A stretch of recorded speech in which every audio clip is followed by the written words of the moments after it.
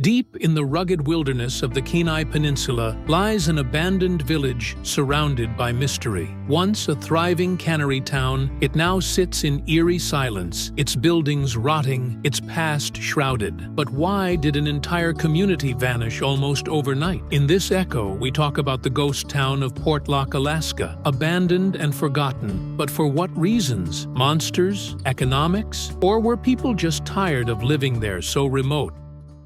Portlock, also known as Port Chatham, is located on the southern edge of the Kenai Peninsula. The area had been home to the Sugpiaq people for centuries prior to Captain Nathaniel Portlock sailing there in 1786. The area boomed after that, with trapping and logging until the early 1900s, when a cannery and chrome mine opened. The post office opened in 1921. The Sugpiaq people warned the newcomers of a beast that lived in the thick woods. They called it Nantiinaq, a Bigfoot-like creature.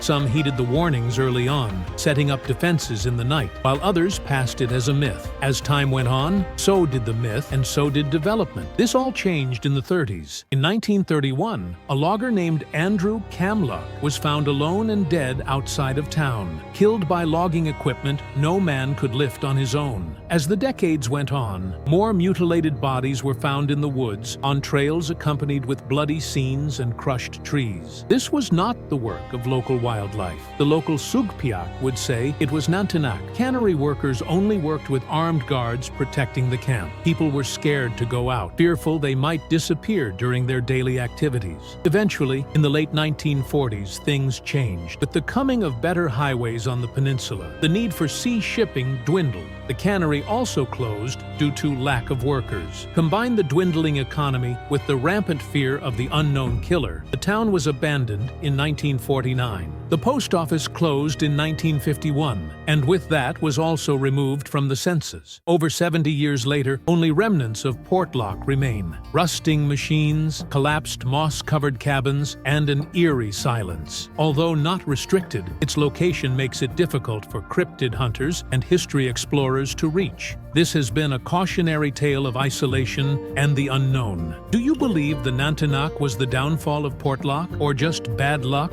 and a failing economy? Click the like button, subscribe, and let me know in the comments what your thoughts on Portlock and Nantiinaq are, as well as where we should go next. Until then, thanks for watching.